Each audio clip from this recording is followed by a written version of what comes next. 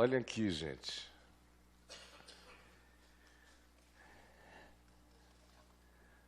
Paulo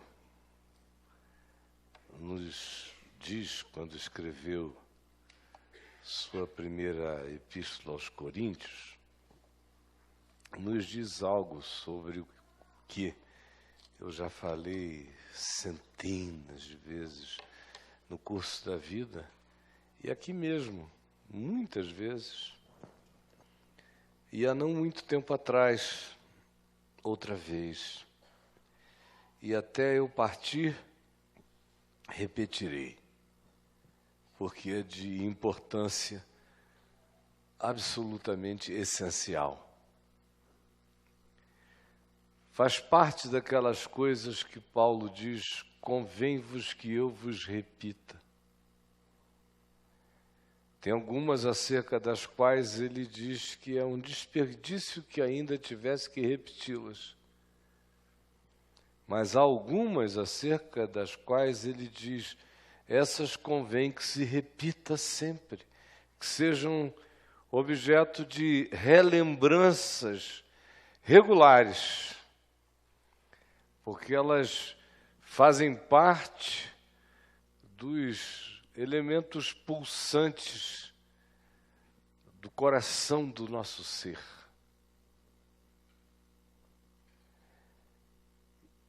E aquilo a que eu faço referência está em 1 Coríntios, no capítulo 15, quando Paulo fala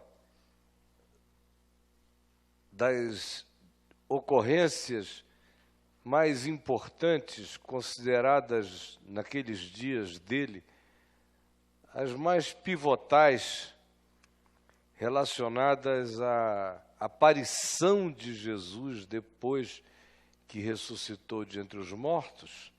Ele descreve várias, depois alude ao que aconteceu com ele, já praticamente 10 anos depois, 8 anos depois, dizendo: depois de todos foi visto também por mim, como por um nascido fora de tempo. Prossegue afirmando a essencialidade dessa consciência, que não era, do ponto de vista da boa nova, do que o Evangelho poderia realizar em nós. A ressurreição não era uma categoria opcional. Ou ela era a pedra fundamental, ou tudo o que se tinha dito acerca de Jesus não realizaria o bem e o poder, o dunamis, a força explosiva, existencial, que nos capacitaria a perseverarmos em todas as coisas, a resistirmos, a atravessarmos, a prosseguirmos, a não retroagirmos, a continuarmos olhando firmemente para o autor e consumador da nossa fé, e cuja manifestação e selo de validação tem na sua ressurreição, na vitória espaço-temporal sobre a morte, saindo ele de um estado de morte para um estado de glorificação, sem nenhuma intervenção de nenhuma natureza, senão a reversão de um processo que ia e foi até as entranhas do significado de morrer. E lá do Hades e do coração desses significados, nos ambientes e nas recâmaras espirituais mais indevassáveis para nós, dessa profundidade mais impenetrável e mais abismal, lá de dentro desse mistério para fora, ele ressuscita no sentido de reverter o processo cósmico da morte em todos os níveis em que ela se dá. sendo ele o elemento primeiro e comprobatório de que dentro dos confinamentos do espaço-tempo, portanto, da história, da linearidade computada narrativa das ocorrências vinculadas à existência individual e coletiva de todos nós, uma geração após a outra, aquela manifestação de sair da morte dava testemunho também de que a relatividade da dimensão por nós habitada hoje e que está sujeita à morte em todos os níveis, poderia ter a sua esperança certa de que a última palavra sobre a consciência humana não é a cessação, a morte da existência, mas que em Cristo ela já foi revertida e vencida. E a eternidade invadiu a mortalidade. E ele rasgou a morte de dentro para fora, sendo ele a primícia dos que dormem, sendo ele o primeiro desta nova e eterna dimensão que um dia nos acontecerá e que não será produzida por nenhum sucesso dos nossos laboratórios nem da nossa ciência. Será tão extraordinariamente milagroso como foi o testemunho dos apóstolos acerca da reversão da morte na ressurreição palpável, concreta, tangível, visível, verificável de Jesus àqueles aos quais ele se manifestou. Paulo diz que crer nisto não é opcional. Ele diz no verso 17, se Cristo não ressuscitou, é vã a vossa fé. Que fé é essa que me será uma boa nova poderosa, maior do que a maior e mais forte de todas as insofismáveis e implacáveis declarações da existência, que tem na morte a sua representante mais ferinamente invencível? Que fé é essa que não atinge e que não transcende essa lápide, não apenas física, mas mental, psicológica, espiritual? Se Cristo não ressuscitou, se esse processo nele não foi revertido, é vã a vossa fé.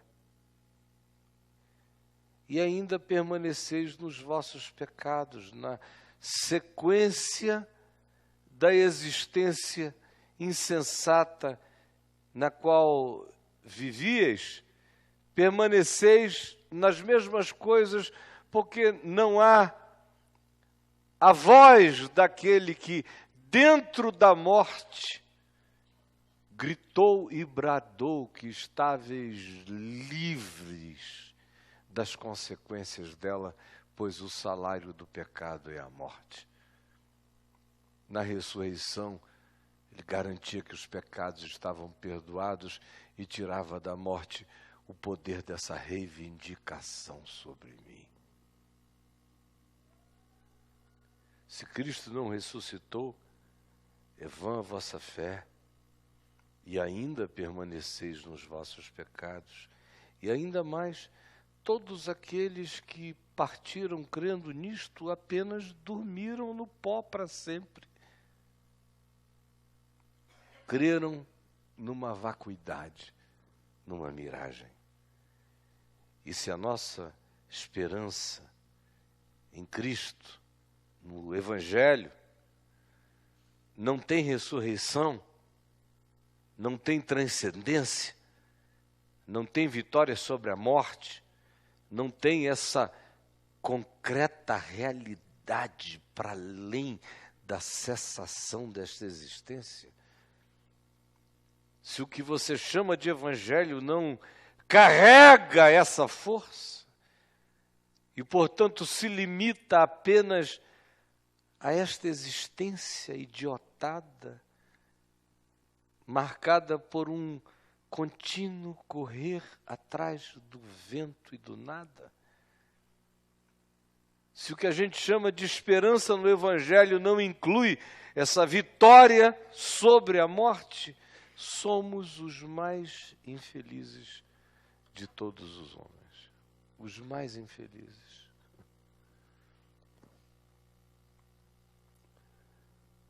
Somos os mais infelizes de todos os homens.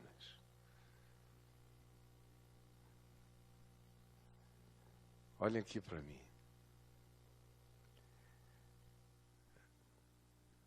Crer nisto, como eu lhes disse, não é opcional. Sem essa mola, o Evangelho não realiza a sua manifestação de nos catapultar para dentro da vida eterna. Sem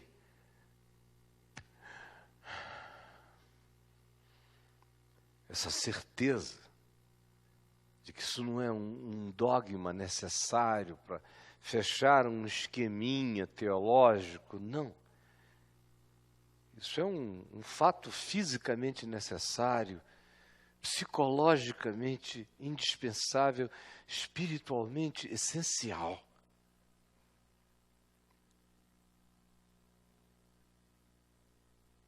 Para que a minha existência não mergulhe no absurdo e eu creia e viva e saiba que todas as minhas obras de viver e de ser nele não são vãs, porque tudo nele já tem a garantia de ser regenerado e restaurado. Assim como ele incorruptivelmente saiu da morte, tudo mais incorruptivelmente dela será tirado. Por isso Paulo diz, assim sabemos que nele o nosso ser, o nosso produzir não é vão. O problema, sabe qual é? É que ninguém chega à fé na ressurreição pelas vias da racionalização. Ninguém. A gente não chega a nada pelas vias da racionalização. No fim, você tem que crer ou não crer.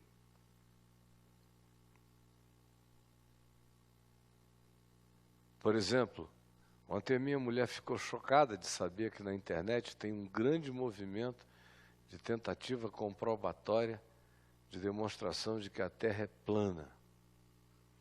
Eu falei, tem. Na internet você encontra verdadeiras seitas dessa convicção. E não digo o contrário. Não faça um redondinho assim, porque senão você é apedrejado nesses ambientes. O homem realmente nunca foi à Lua, foi uma montagem num fundo infinito que a NASA fez com chroma key. E criou. E eu, na década de 60, lá na frente da TV, com o mundo inteiro igual um panaca, assistindo aqueles três descerem, tudo montagem. O que aconteceu, não. Na realidade, a gente nunca saiu aqui de perto. São convicções profundas, enraizadas. Também que há 6.000 anos atrás não tinha nada aqui, não tinha coisa alguma. Aí Deus disse, haja luz. Aí, há 6.000 anos atrás, surgiu luz. E que a cada dia de 24 horas, com um intervalo para não desobedecer às leis da CLT, Deus fazia alguma coisa e descansava. Porque Deus é obediente à CLT. E ele fez em 6 dias e descansou no 7º, porque ele estava exaustíssimo. A moçada realmente crê que é assim.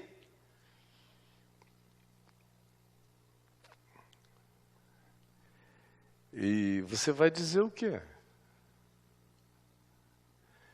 Você não estava lá. Nem eu. Então, deixa.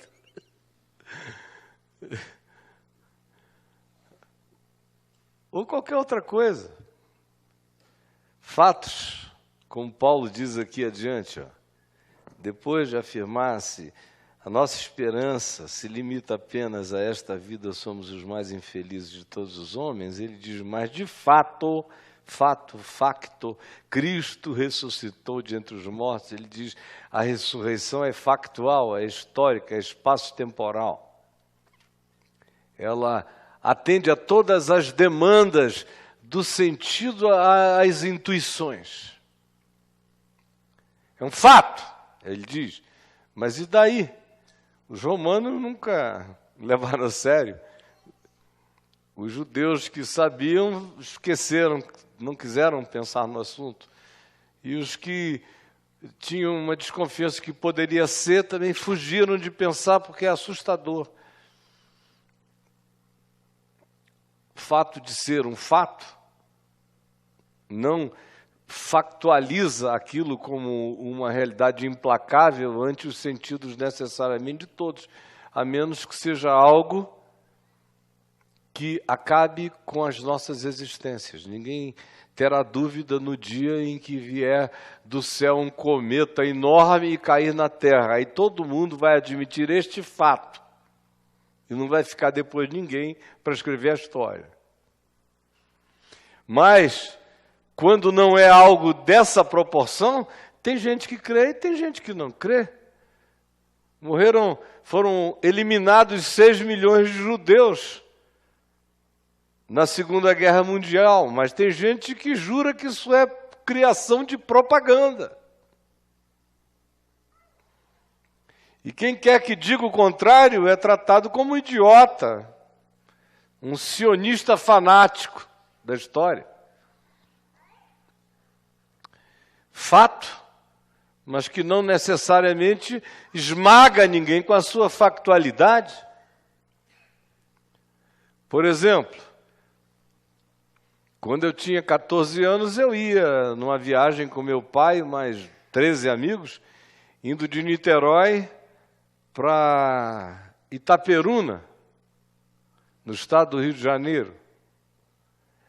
De repente, papai parou o carro, era uma Kombi lotada de adolescentes, um time de futebol.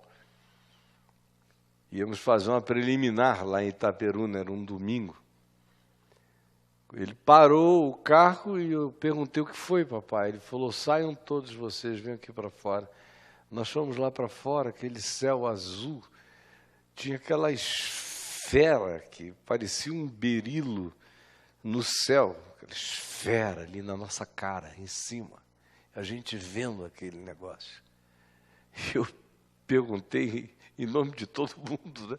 Todos perplexos. Papai era o único adulto ali olhando para aquilo. E um adulto cético. Eu falei, o que é isso, papai? Ele falou, meu filho, não é deste mundo, nem desta ordem de coisas. Foi a primeira vez que eu ouvi essa expressão, não é desta ordem de coisas.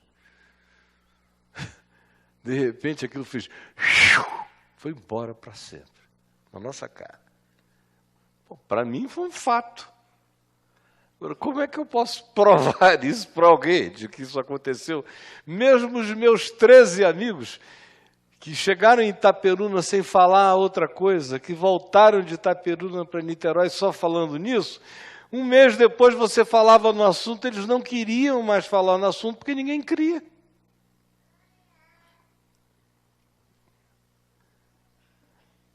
Fato é muito relativo, a menos que nos destrua todos, que nos arrase. Mas numa próxima geração pode surgir alguém que já não creia, que isso jamais tenha acontecido.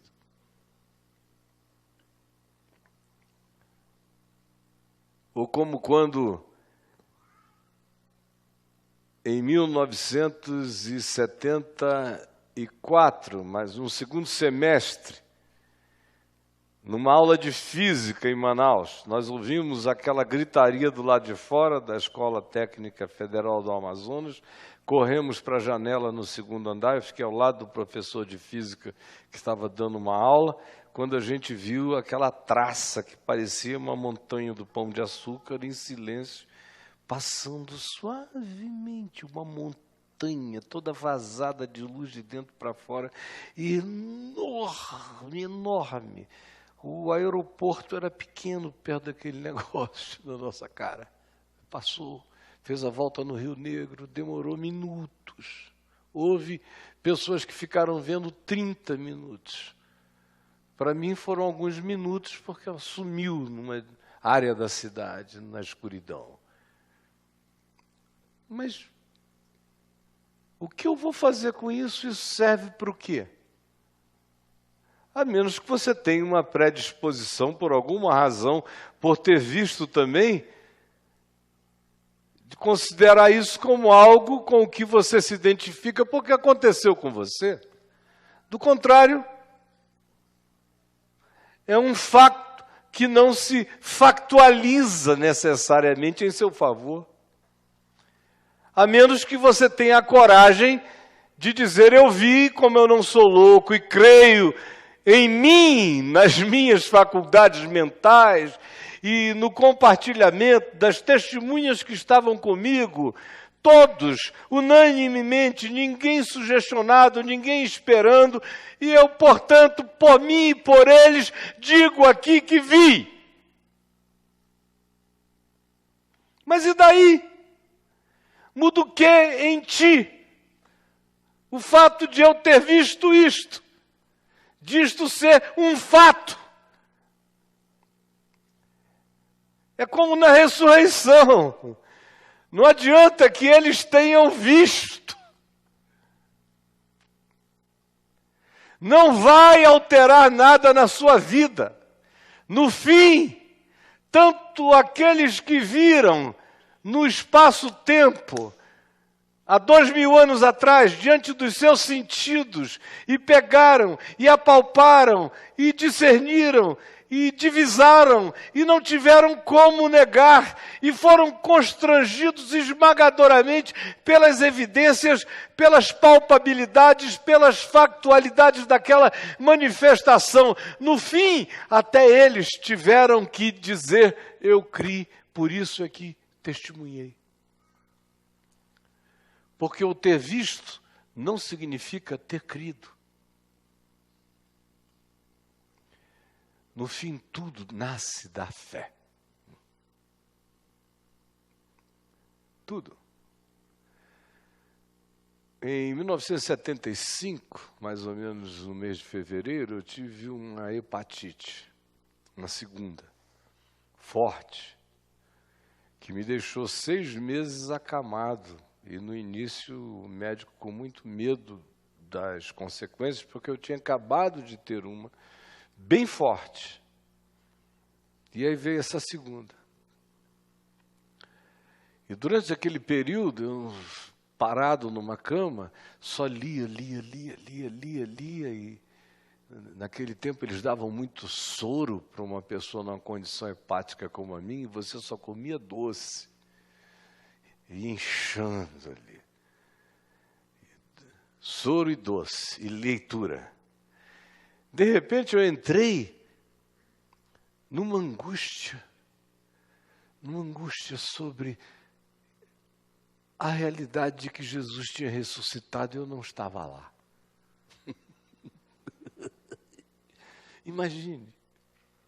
Aí eu comecei a me esforçar mentalmente para estar, para virar Maria Madalena, para virar Cleopas e o outro, para virar um dos 11, olhar pelo olhar de cada um deles. E as vidas que tiveram, e como todos eles morreram, e o que eles fizeram até o fim da existência, o impacto que aquilo causou. E eu ia sofregamente buscando e me posicionando, angustiosamente, querendo pegar e remover também a pedra da tumba, entrar correndo e ver os lençóis ocos, sentir o cheiro da ressurreição em Jerusalém. E quanto mais eu buscava, mais distante eu ficava e mais angustiado eu me tornava, até que eu quase me desesperei. E entendi que tanto eles como eu, eles porque tinham visto, ficaram angustiados muitas noites com o que tinham visto, e repassavam o que tinham visto, e não tinha sido um flash, tinha sido uma noite inteira, ou uma manhã toda, ou uma jornada inteira, ou uma reunião cheia de participação, mas ainda assim, aquilo era tão absurdo, que eles queriam ficar agarrando com a mente também, até que depois, apenas quando Jesus se foi, de diante dos olhos deles, que eles voltaram e não teriam nunca mais onde pegar, é que o coração deles, enfim, teve que se apropriar do fato pela fé.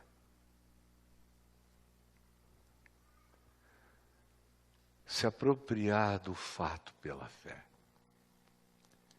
Agora vejam como isso tudo é tão sutil. Em relação à ressurreição de Jesus,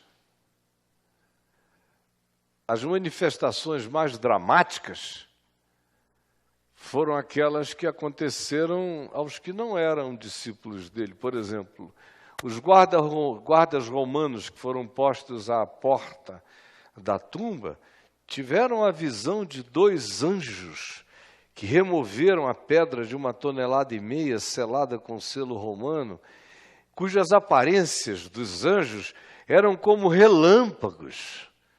Olha que visão mais doida e forte e violenta, a ponto de Mateus descrevê-los como aqueles que ficaram espavoridos como se estivessem mortos, de chocados. Mas para os discípulos, foram todas manifestações que demandavam que alguma coisa do coração participasse de maneira particular. A primeira a ver foi uma mulher, Maria Madalena, que olhou e olha como o fato da ressurreição não a esbofeteou. Ela olhou, a tumba estava vazia, ela deduziu, deve ter sido, alguém tirou o corpo. Meu Deus, que loucos podem ter feito isso, só podem ter sido judeus. O que fizeram com ele? Ela teve 1000 elucubrações. Aí ela olhou e viu Jesus em pé, mas não reconheceu que era Jesus por causa das lágrimas. A ressurreição em si não a acordou. O fato não a despertou. Jesus em pé não a iluminou. Ela não discerniu. Ela disse: se tu o levaste, dize-me aonde o puseste, eu o pegarei, eu o levarei. Porque ela estava ali para encontrar alguém deitado e não em pé, alguém morto e não vivo. Então, a mente dela não enxergaria o que a mente dela não foi buscar para ver.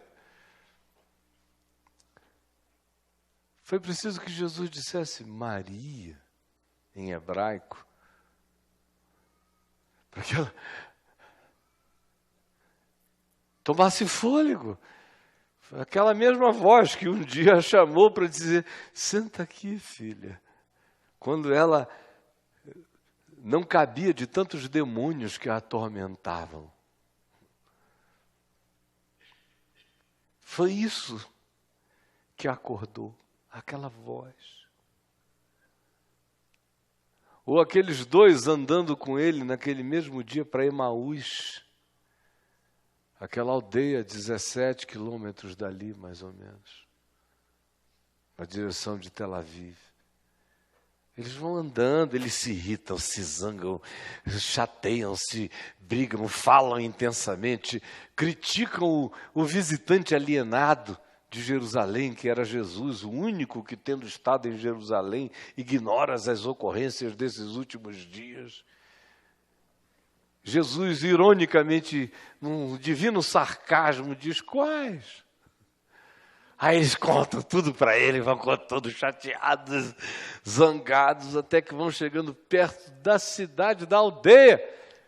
E Jesus diz: olha, vou adiante, foi um prazer andar com vocês. Aí eles: não vai não. Eles não sabiam explicar o quê. Lá dentro eles dizem: porventura não nos ardia o coração quando ele pelo caminho nos falava, quando nos expunha as Escrituras? Ardia o coração. Para eles o que foi mais poderoso não foi que eles disseram: a gente viu, podia pegar, estava ali. Não, ardia o coração. Ou você veja Tomé, por exemplo, que não estava lá quando ele apareceu a todos os apóstolos com portas e janelas fechadas. Aí ele aparece do lado de dentro: paz seja convosco. Aí Tomé não estava. Se eu não puser a mão, não pegar, não houver verificabilidade tátil, eu não creio. Uma semana depois, no mesmo lugar, mesmas circunstâncias, Jesus se põe no meio deles e Tomé estava lá, e Jesus diz: põe aqui a tua mão, pega na minha mão, vê o meu lado, me apalpa, explora toda a tua sensorialidade. E em momento algum se diz: e então Tomé foi e enfiou o dedo e pegou ao lado ao contrário. Tomé abriu mão de toda a comprovação. Caía de cara no chão e disse: Senhor meu, Deus meu. E Jesus disse: porque tu me viste, tu creste? Bem-aventurados os que não viram, mas creram por saberem que a ressurreição é mais que um fato, é uma intuição eterna que toma conta do coração.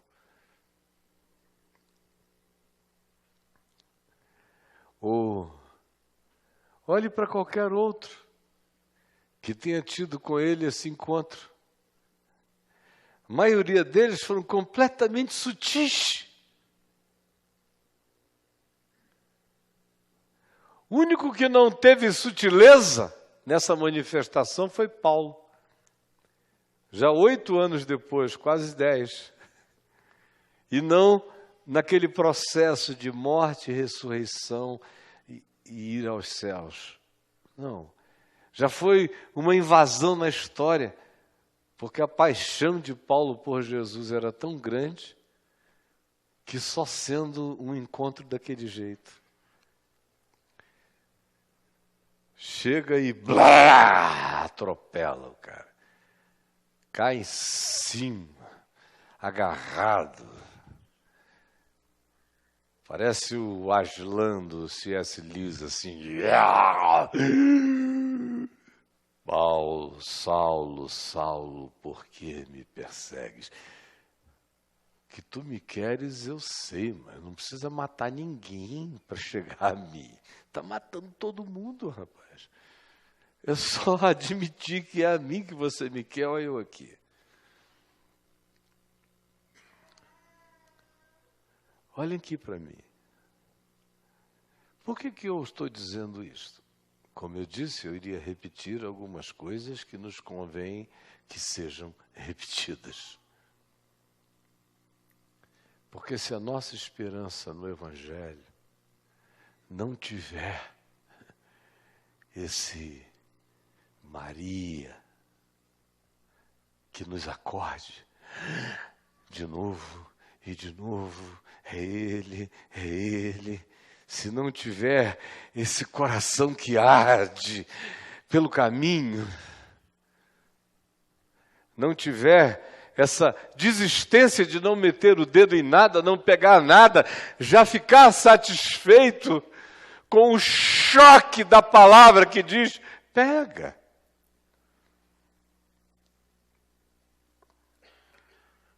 Se eu não tiver isto, eu não sobreviverei. A chama vai apagar. Eu vou dormir na desesperança. Eu vou existir de maneira angustiosamente regressiva, num countdown, sem a catapulta dessa alegria, dessa glória que é minha, essa certeza de que eu passei da morte para a vida nele.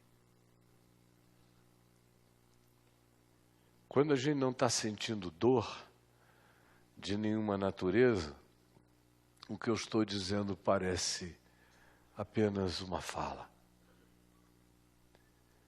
Quando o coração está cansado, sobrecarregado, desanimado, ou quando um diagnóstico ruim te chega, ou quando alcança alguém bem ao teu lado, e quando os prognósticos não são bons para a vida, aí você aprende num instante o significado absolutamente essencial daquilo que está sendo dito a você hoje à noite, aqui e agora. Pois se a nossa esperança em Cristo não incluir isto, e se eu não tiver essa disposição de me lançar pela fé, eu mergulhei na ressurreição. Eu mergulhei na ressurreição. É pela fé. Não preciso pegar em nada, palpar em nada, porque até os que puderam abriram mão de tal coisa, porque reconheceram que não foi a esmagadora manifestação física da vitória sobre a morte o que os convenceu, mas as intimidades do carinho, do amor de Deus, segredados no coração, os nomes pessoais pelos quais Ele nos chama, a ardência no coração que nos identifica com a palavra dele que um dia a gente reconheceu. Ou a decisão de abrir mão da busca cansativa pelas factualizações e simplesmente descansar e viver essa vitória da ressurreição em mim todo dia. A última vez que eu falei, há 3 domingos atrás, eu falei sobre o fator ressurreição. Hoje eu voltei aqui para dizer praticamente a mesma coisa, apenas por causa de uma convicção. Eu estou vendo todo dia gente morta na esperança. Morta mesmo.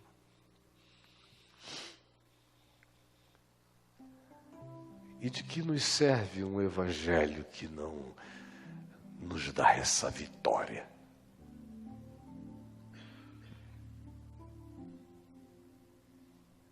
É uma enganação. É vã tal fé. e seria vã a minha pregação. Porque isso para mim não é um dogma, nem uma doutrina. Essa é a pedra da esquina.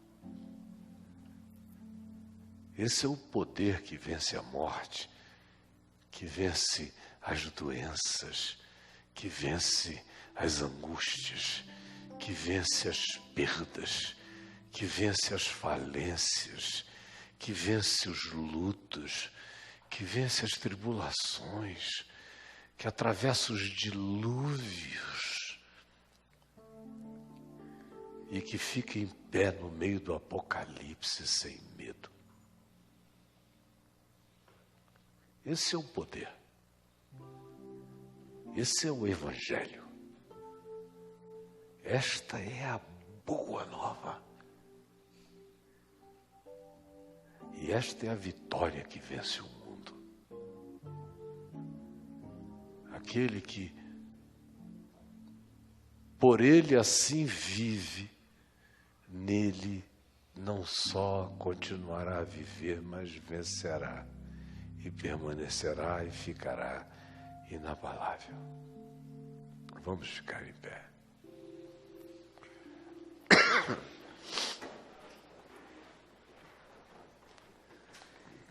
Vamos pegar nas mãos uns dos outros. Isso.